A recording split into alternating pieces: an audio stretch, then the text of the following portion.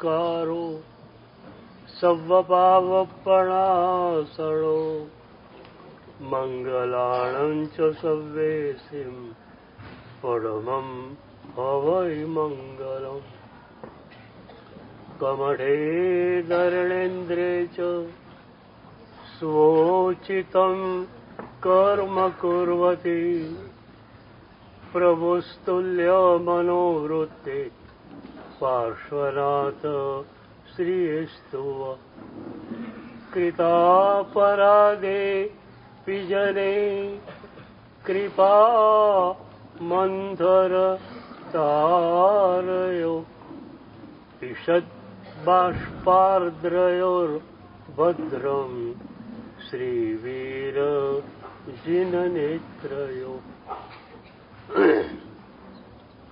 યસ્યાભિધાનં મુનયોऽપि સર્વે ગૃહ્ણન્તિ ભિક્ષા ભ્રમણસ્ય કાલે મિષ્ટાન્નપાનાંબર પૂર્ણકામા સ ગૌતમો યચ્છતુ વાંછિतं મે જ્ઞાન ધ્યાન ક્રિયાદિકાર્ય કુશલ પ્રદ્યુમ્ન જેતા ગુરુ આંતરલોચન મેકમસ્તિ સુતરામ પ્રોદ્ભાસિतं યસ્ય વૈ ઓંકારેણ સુસેવિતોऽપि સતતં ઓંકાર સેવાપર સોયં સૌમ્યમના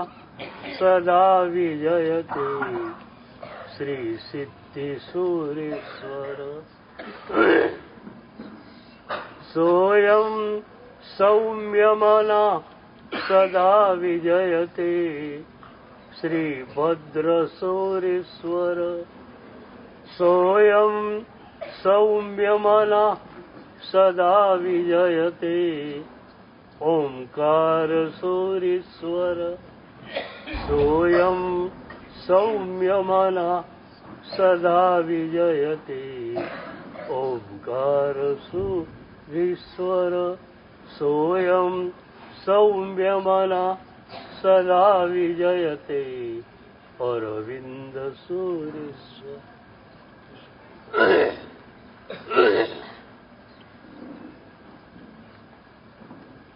દોષ મુક્તિ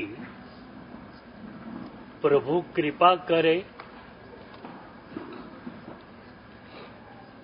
સદ્ગુરુ દોષમાંથી મુક્તિ અપાવે અને તમારી જાગૃતિથી પણ દોષ મુક્તિ થઈ શકે.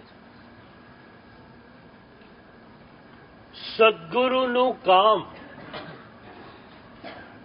તમારા પર ચાલુ છે. સદ્ગુરુ તમને દોષ મુક્ત પણ બનાવે, સાધનાની પગથાર ઉપર ચલાવે પણ ખરા. સદ્ગુરુ બે રીતે કામ કરે છે. સમૂહો ઉપર પણ કામ કરે, વ્યક્તિ ઉપર પણ કામ કરે. સદ્ગુરુ એક સમૂહો ઉપર પ્રાર્થનાથી, પ્રેમથી અને શબ્દોથી કામ કરે છે. અત્યારે મારું કામ તમારા પર ત્રણ રીતે થઈ રહ્યું છે. પહેલી વાત પ્રાર્થના. રોજ પ્રભુની પ્રાર્થના કરું છું કે પ્રભુ બધાને નિર્મળ હૃદયની ભેટ તારા તરફથી મળવી જોઈએ. અહીંયા ધર્મચક્ર તીર્થમાં સાધના કરવા માટે જે પણ વ્યક્તિત્વો આવેલા છે એ બધા જ વ્યક્તિત્વોને પ્રભુ તારા તરફથી નિર્મળ હૃદયની ભેટ મળવી જોઈએ, આ પ્રાર્થના મારી રોજ ચાલુ છે. બીજું, સદગુરુનો પ્રેમ. શબ્દો તો પાછળથી આપીશ, પણ 24 કલાક મારે તમને પ્રેમ આપવો છે. જ્યારે પણ તમે આવો, મારા પ્રેમથી તમારું હૃદય ભરાઈ જાય એવી એક વિચારધારા, ભાવધારા મારી પાસે હોય છે. અને ત્રીજી વાત, શબ્દો. પ્રવચનો દ્વારા, વાચના દ્વારા તમારી ભૂખને ઉઘાડવામાં આવે. કોઈ પણ જગ્યાએ રિસેપ્શન હોય, ભોજન હોય, તે પહેલા એપિટાઇઝર આપવામાં આવે છે. સફરજનનો રસ, બીજા કોઈ જ્યુસ, એટલા માટે કે એ ભૂખ ઉઘાડે. મારા શબ્દો તમારી ભીતર સાધના માટેની, પ્રભુના પ્રેમ માટેની એક ભૂખ જગાડે તો હું માનું કે આ શબ્દો તમારા સુધી પહોંચી ગયા. તો સમૂહો ઉપર, એક સમૂહ ચેતના ઉપર સદગુરુ 3 રીતે કામ કરે: પ્રાર્થનાથી, પ્રેમથી અને શબ્દોથી. પ્રાર્થના એટલા માટે કે સદગુરુને પોતાની શક્તિ પર ઓછો વિશ્વાસ છે. કોકે વિશ્વાસ છે જ નહીં. સદગુરુને માત્ર પરમાત્મા પર જ શ્રદ્ધા છે. હું ઘણી વાર કહેતો હોઉં છું કે પરમ ચેતના પરમ સક્રિય, પણ ગુરુ ચેતના પરમ નિષ્ક્રિય. કારણ અમારે અમારી ઈચ્છાથી કશું જ કરવાનું નથી. અમને તો જે આજ્ઞા મળે એ પ્રમાણે અમે કામ કરવાના. પ્રભુ કહેશે કે ભાઈ જાઓ, આ લોકો આવ્યા છે, એમને કંઈક આપો, બસ પ્રભુની આજ્ઞા થાય, આપી દઈએ. પણ સદગુરુ ચેતના પોતાના તરફથી પરમ નિષ્ક્રિય છે. સદગુરુ ચેતના માને છે કે પરમ ચેતના જ પરમ સક્રિય છે.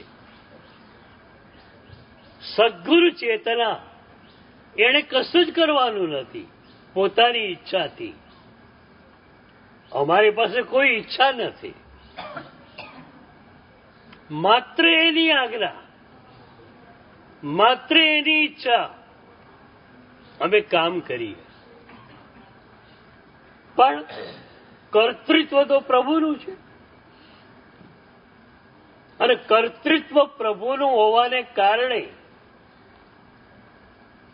અમે કાર્ય કરવા છતાં નિષ્ક્રિય છીએ. કારણ કાર્યનો કોઈ બોજ નથી. બોજ બધો એના ઉપર. હું ઘણીવાર કહેતો હોઉં, એક ભાઈ હતા, નાનકડા ગામના, ખેતરમાં રહે, ઘરે પણ ગાય ભેંસ હતા. તો ખેતરમાં ઘાસ થયેલું હોય, ઘરમાં ગાય ભેંસ છે એના માટે એકવાર ઘાસ લઈ જવાનું હતું. 5 મણ ઘાસનો લગભગ ભારો બાંધ્યો. ખેતરેથી ઘરે જવા માટે ઘોડો રાખેલો. એ ભાઈ ઘોડા ઉપર બેઠા અને પછી પોતાના માથા ઉપર ઘાસનો ભારો મૂક્યો. જે મળે એ પૂછે, અરે પણ તે માથા ઉપર ભારો કેમ લીધો? તો પેલો શું કે, કેમ બધો ભાર કે ઘોડો ઉપાડે? મારી 5 મણની કાયા, એનો ભાર બી ઘોડો ઉપાડે અને ઘાસનો ભાર બી ઘોડો ઉપાડે. હું થોડું ઉપાડું ને, પણ તું ઉપાડે. તું ઘોડા પર બેઠેલો છે, ભાર ક્યાં જવાનો?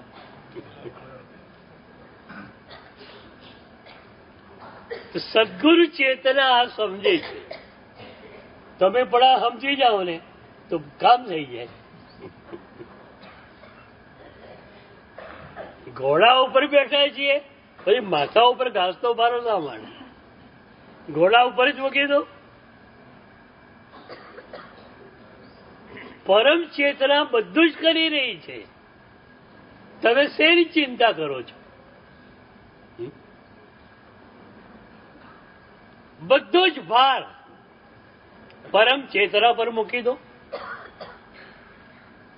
આજે તો પૂરા વિશ્વમાં પ્રાર્થનાનું એક વાવાઝોડું જામ્યું છે. અમેરિકા અને યુરોપમાં ક્રિશ્ચિયાનિટીને કારણે પ્રભુ પરની શ્રદ્ધા બહુ જ વધેલી છે.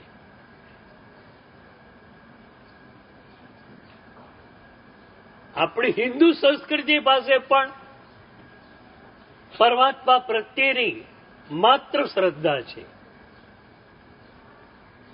આફ્રિકા જેવા દેશોની અંદર પણ પ્રાર્થનાનું વાવાઝોડું ફૂંકાયું છે. એક બહુ સરસ પુસ્તક બહાર આવ્યું છે, opening doors within. Gujarati version પણ એનું આવ્યું, ઉઘડતા દ્વાર અંતરના. પ્રાર્થનાનું પુસ્તક છે, પણ આપણને લાગે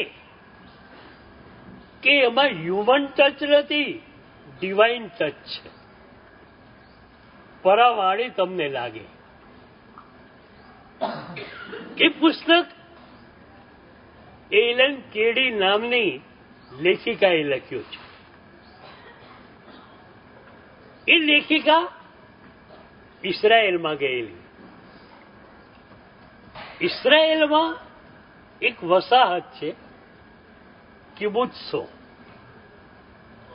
એ લોકો એકદમ પ્રાચીન પદ્ધતિથી જીવે છે. ઇલેક્ટ્રિસિટી નહીં, કોઈ પણ યંત્રો નહીં, ખેતી પણ હળથી. ઘરોની અંદર નાનકડા ફાનસ, ચૂલાથી રસોઈ. તો એ સંસ્કૃતિને જાણવા માટે લેખિકા ત્યાં ગઈ. અને લેખકને તો શું હોય, એક વસ્તુ જાણે એટલે આખું પુસ્તક લખાઈ જાય. વિદેશની અંદર એક સારો લેખક સારું પુસ્તક લખવાનો હોય તો પ્રકાશક પહેલેથી એને લાખ $2 લાખ આપી દે છે.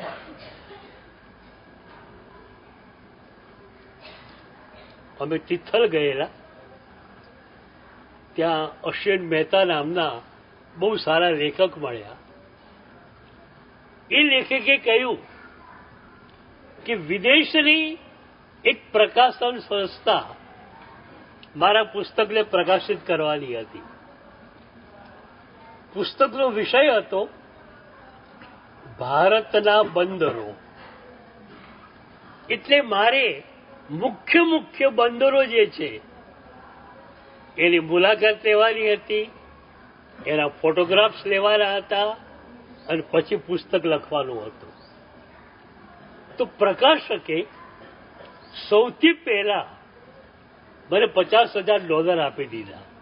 એટલા માટે કે તમે જે પણ બંદર ઉપર જાઓ ત્યાં 5 સ્ટાર હોટલમાં રહો અને જે ખર્ચ આવે એ અને તમારી મુસાફરીનો ફ્લાઇટમાં જાઓ એનો ખર્ચ આવે એ બધો પહેલાથી આપી દઈએ અને પછી પુસ્તક બહાર પડે એની રોયલ્ટી મળ્યા કરે. તો એલેન કેડી કિબુત્સોમાં ગયા. બહુ સરસ લાગ્યું. ચૂલાથી રસોઈ બને ને એનો સ્વાદ આખો અલગ હોય. એ ટેસ્ટ એમણે માણ્યો. ખેતીની પદ્ધતિ જોઈ, માટીના મજાના ઘરો જોયા. રાતના 9 વાગેલા, ફાનસો બુઝાઈ ગયા. લોકો વહેલા સુઈ જાય, વહેલા ઉઠે. અને એ વખતે લેખિકાના મનમાં ઉપરથી એક વિચારોનો પ્રવાહ આવવા લાગ્યો. 9માં પડી ગયા. એમની પાસે ભક્તિની કોઈ ધારા હતી નહીં. આ શું થઈ રહ્યું છે? પણ એટલા સરસ વિચારો હતા કે એમને થયું કે અત્યારે લખી નહીં લઉં તો સવારે અમારે યાદ નહીં રહે. પણ અંધારામાં લખવાની પ્રેક્ટિસ નહીં. ફાનસો બધા બુજાઈ ગયેલા. 1.5 કિલોમીટર દૂર પબ્લિક ટોયલેટ હતું, એની બહાર લાઇટ હતી. એ લાઇટમાં જઈને ઊભા એમણે આ પુસ્તક લખી. પ્રસ્તાવનામાં એ લખે છે કે આ પુસ્તક પ્રભુએ લખાવડાવ્યું છે, મેં લખ્યું નથી. તો સદગુરુ તમારા માટે પ્રાર્થના કરે છે કે પ્રભુ આ બધાને નિર્મળ હૃદય તો આપી દે. પછી પ્રભુએ શું કહ્યું ખબર છે? કહું, પ્રભુએ કહ્યું હું તો તૈયાર છું, લેનાર જોઈએ ને. લેનાર તૈયાર છે.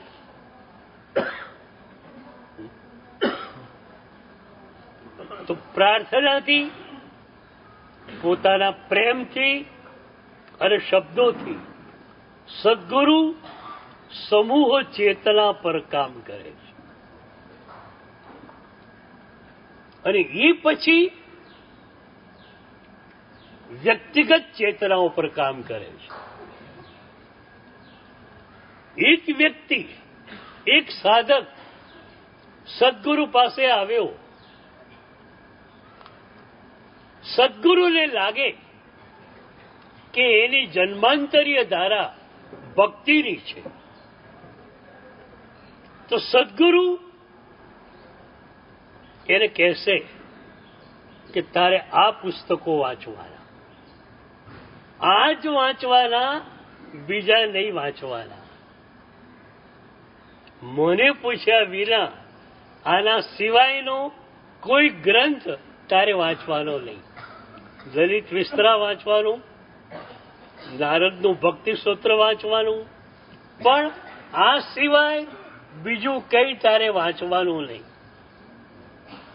સદગુરુની 2-3 4 વાચનાઓ ચાલતી હોય તો પણ કહી દે કે મારી લલિત વિસ્તરા પરની વાચનામાં તારે આવવાનું, બીજી વાચનામાં નહીં આવવાનું.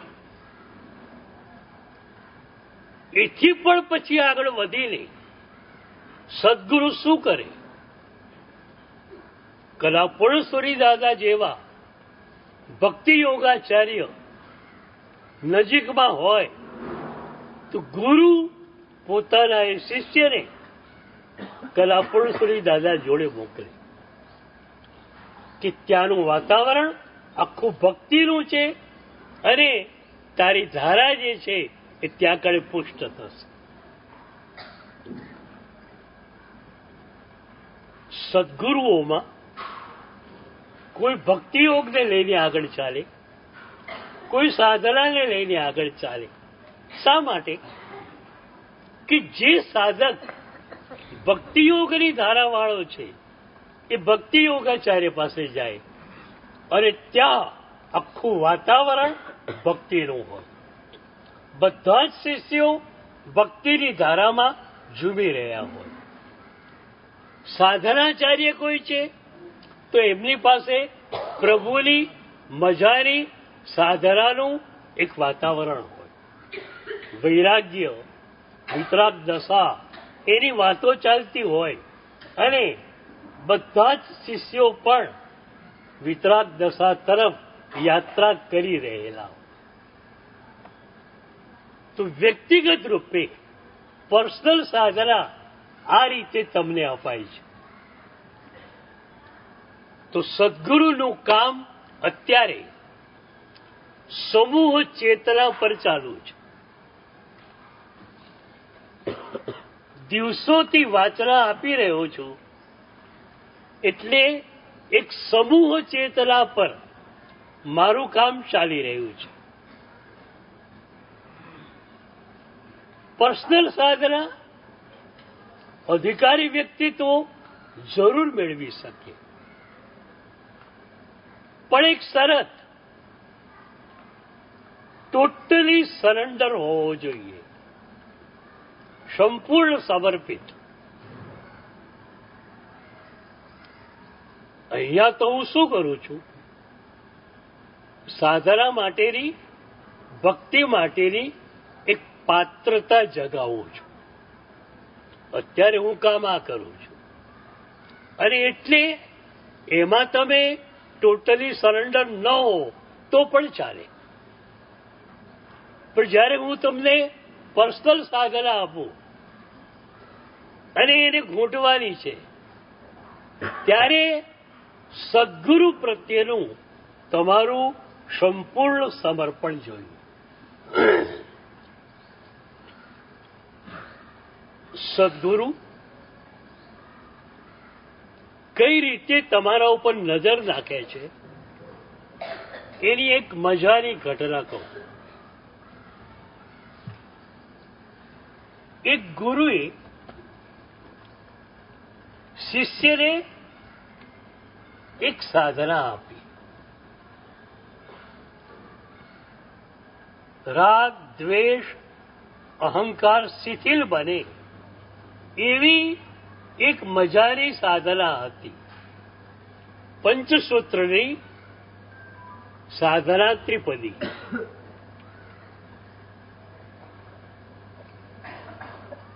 જે સાધના ત્રિપદી અહંકારને શિથિલ કરે અને અહંકાર શિથિલ બને એટલે રાગ અને દ્વેષ પણ શિથિલ બને. તો આ સાધના ત્રિપદી ગુરુએ શિષ્યને આપી અને એને કહ્યું કે 10 વર્ષ સુધી તું આને ઘૂંટ. તમને કહ્યું હોય તો પહેલું પંચસૂત્ર 10 વર્ષ ઘૂંટવાનું. સાહેબ બીજું શું? બીજું કાંઈ નહીં, બીજું કંઈ વાંચવાનું નહીં, બીજું કંઈ વિચારવાનું નહીં, માત્ર એ સાધના ત્રિપદીને ઘૂંટવાની. 10 વર્ષ એ શિષ્યે સાધનાને ઘોટી અને ગુરુ પાસે આવે છે. ગુરુએ એને એક એકાંત તીર્થમાં મોકલેલો કે જ્યાં એના શરીર માટેની બધી સુવિધા હતી અને એકાંતને કારણે પ્રભુની ભક્તિ અને સાધનામાં એ પૂરો સમય આપી શકતો. 10 વર્ષ થયા, ગુરુ પાસે આવ્યો. ગુરુએ એના ચહેરાને જોયો. ચહેરાને જોતા ગુરુ 2 વાત સમજી ગયા. પહેલી વાત એ કે શિષ્યના મનમાં એવો એક ભ્રમ થયો કે આ સાધના મેં ખરેખર ઘોંટી લીધી છે. ગુરુને ખ્યાલ આવી ગયો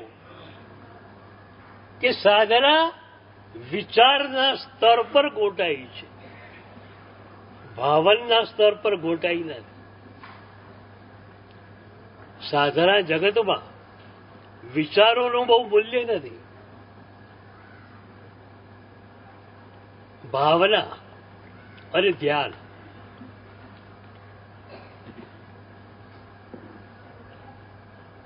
ભાવન કરો, ઘૂંટો ઘૂંટો ઘૂંટો, નમસ્કાર ભાવને, શરણાગતિને એવી રીતે ઘૂંટો કે તમારો અહંકાર નીકળી જાય. સાધના ત્રિપદીમાં પહેલું શું આવે? શરણ સ્વીકાર. બોલો, તમને પૂછું, પ્રભુના શરણનો સ્વીકાર થઈ જાય ને? અરિહંતે શરણમ પહોંચામી, સિદ્ધે શરણમ પહોંચામી, થઈ જાય. તકલીફ ક્યાં પડે? સાહુ શરણમ પહોંચામી.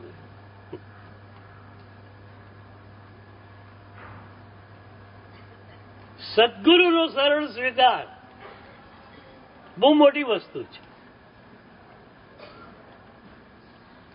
ભગવાન તમને લાફો ઠોકવાના નથી. ભગવાન કડક શબ્દો કહેવાના નથી. ભગવાન કે એ કામ ગુરુ કરે, હું ન કરું.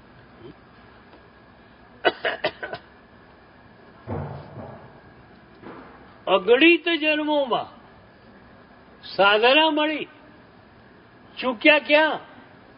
અહીંયા ચૂક્યા. સદગુરુનું શરણ સ્વીકાર ન થઈ શક્યું. સદગુરુએ પોતાને ફાવતી આજ્ઞા આપી તો સ્વીકાર, તમારી ઈચ્છાની વિરુદ્ધની આજ્ઞા આપી અસ્વીકાર. કદાચ શરીરના સ્તર પર એ આજ્ઞાને તમે સ્વીકારી પણ લો, પણ મનનું સ્તર, બસ આ ચૂકને કારણે અગણિત જન્મોની સાધના નિષ્ફળ ગઈ. આ જન્મમાં શું કરવું છે બોલો? હવે આ જન્મમાં શું કરવું છે?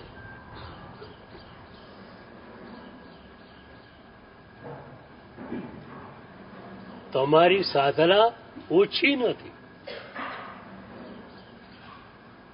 ઉપધાનના સાધકોની પણ સાધના ઓછી નથી, પણ આ સાધનાનું રિઝલ્ટ મળવું જોઈએ. એ રિઝલ્ટ ક્યારે મળે? શરણ સ્વીકાર હોય ત્યારે. શરણ સ્વીકાર આવે એટલે અહંકાર જાય. ઘણીવાર છે ને, ઘણા લોકો પત્રમાં છેલ્લે લખે, આપનો ચરણ રજ ફલાણો ફલાણો. હવે હું એને ઓળખતો હોઉં, અહંકારનું પૂતળું હોય, લખે ચરણ રજ, ત્યારે મને થાય કે આ રજ 6x1.5 મારા પગ નીચે આવે તો હું ઉછલી પડું.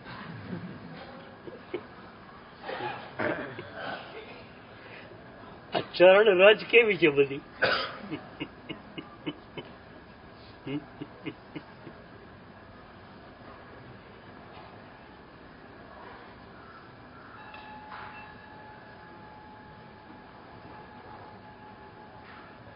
ભાગવતમાં એક સરસ પ્રસંગ આવે છે, જેમાં ભક્ત કહે છે, આશા મહો ચરણ રેણુ જુષા મહમ શ્યામ. ભક્ત કહે છે કે વૃંદાવનની અંદર ભક્ત બનવું, ગોપી તરીકે જન્મવું, એ તો બહુ મોટી વાત છે. પણ હું તો ઈચ્છું છું કે વૃંદાવનની અંદર એક વેલડી રૂપે, એક છોડ રૂપે કે એક ઝાડ રૂપે મારો જન્મ થાય, અને એ ગોપીઓ જે પ્રભુના દર્શન માટે જતી હોય એમની ચરણ રજ મને મળે. આશા મહો ચરણ રેણુ જુસા મહમ શ્યામ. તો સદગુરુના શરણનો સ્વીકાર અઘરો છે. અઘરો છે ને?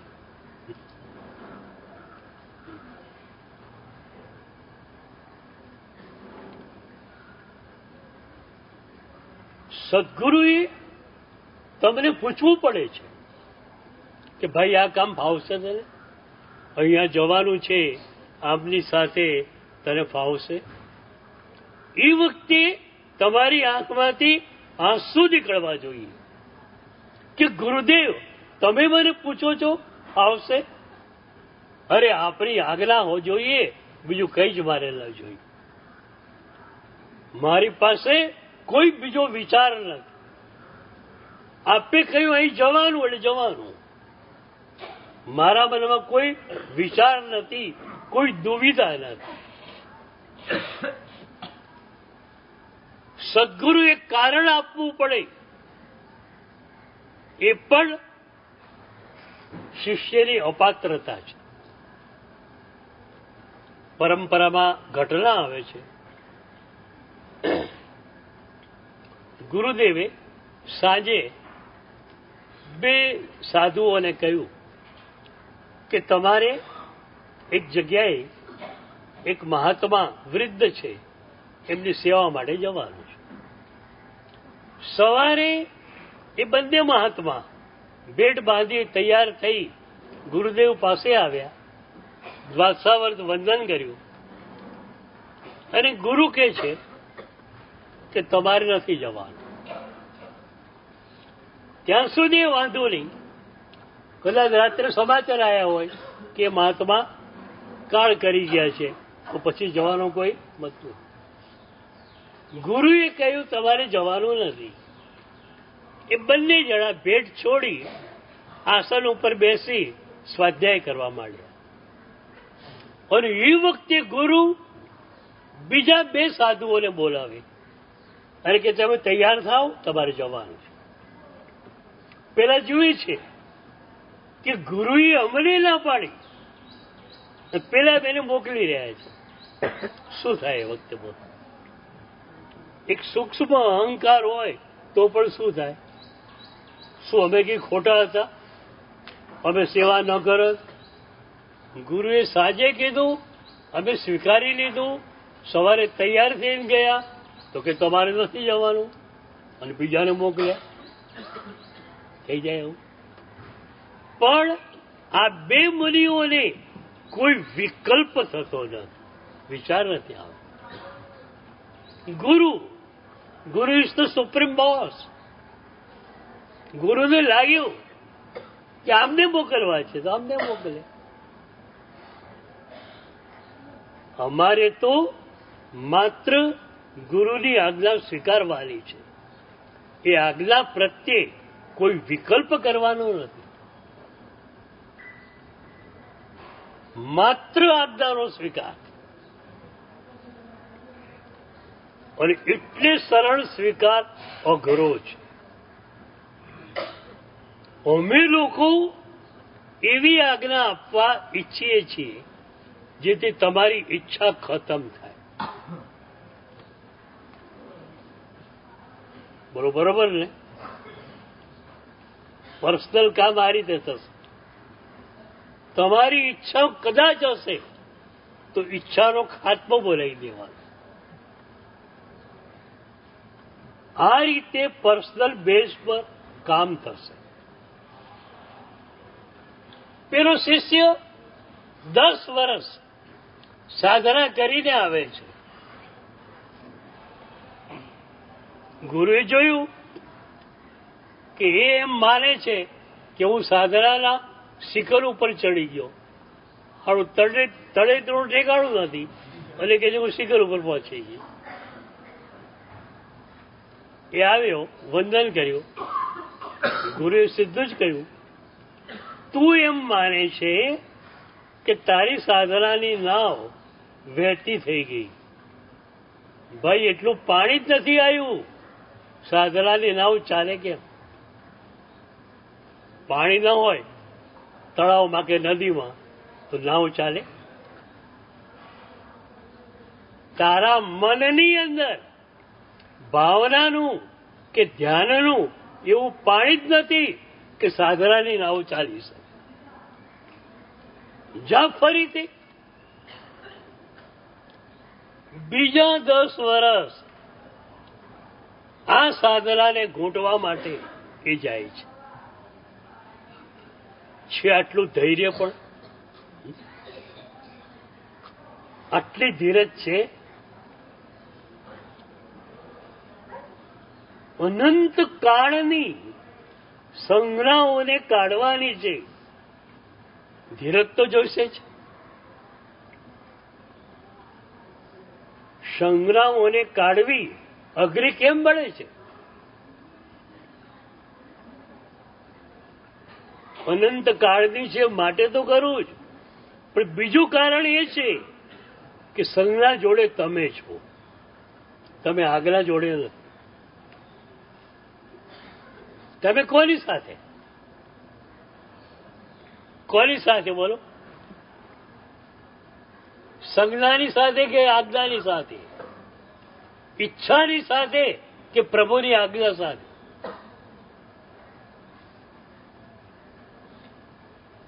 જ્યાં સુધી ઈચ્છા છે ત્યાં સુધી અહંકાર છે, અને અહંકાર છે ત્યાં સુધી સાધના ત્રિપદી ગોટાઈ નથી. ફરી 10 વર્ષ એ સાધનાને ઘૂંટી શિષ્ય ગુરુ પાસે આવ્યો. ગુરુ એનો ચહેરો જોઈ લીધો અને કહ્યું કે તે ભાવન કર્યું છે,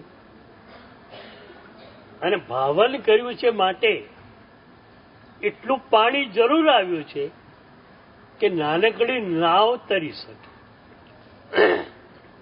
પણ આપણે તો સ્ટીમર તરાવવી છે.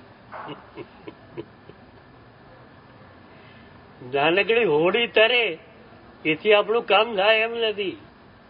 આપણે સ્ટીમર તરાવવાની છે. જા ફરીથી. ફરી 10 વર્ષ.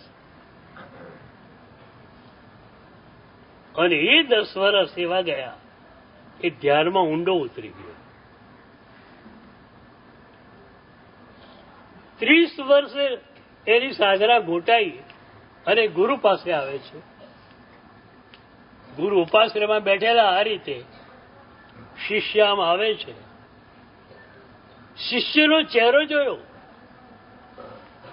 ગુરુ સમજી ગયા, પામી ગયો. આ ગુરુ પોતે પાટ પરથી નીચે ઉતરી સામે જાય છે અને એને બાહોમાં લે છે કે વાહ,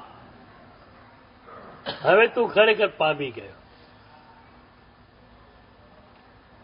સદગુરુ આ રીતે તમારા પર પર્સનલી કામ કરવા ઈચ્છે છે. સમૂહમાં તો ઘણું થઈ ગયું. સમૂહ ચેતના ઉપર કામ ચાલુ જ રહેવાનું છે, પણ વ્યક્તિગત ચેતના ઉપર આ રીતે ધ્યાન આપીને કામ કરી શકાય છે. 30 વર્ષ સુધી એક સાધનાને ગોઠવી શેનું કામ લાગે છે? સાહેબ કે નવું આપો ને. નવાની ઈચ્છા કેમ રહે છે? કારણ કે મન છે, મનને નવીનતા જોઈએ છે.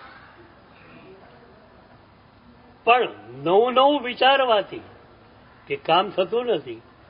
આપણે તો વિચારોને પેલે પાર ભાવન અને ધ્યાન સુધી જવાનું છે, અને એ રીતે જઈને આપણે આપણી સાધનાને પુષ્ટ કરવા.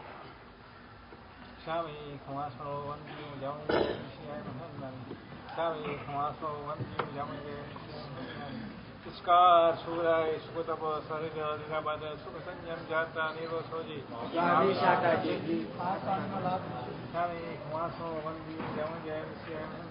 क्या कारण सुनिशुगाना भूषमे भेंकर आयम खाम्यो एकदम खमे रायम संकेतिया प्रत्यम परपत्यम भत्ते पाणे में होचे आलावे संलावे उच्चासने समासने अंतर्भाषे निर्भाषे संकेति मज विनय परिणेशुम वा भाइमत पूजा हम जानामि तुम स्वामी परम. વ્યાખ્યાન ચાલુ જ છે, બધા બેસજો. એક જાહેરાત સાંભળજો કે રવિવારે અહીંયા મેડિકલ કેમ્પ રાખેલું છે. નાસિકથી 50 ડોક્ટર આવવાના છે. શ્રમણી ભગવંતો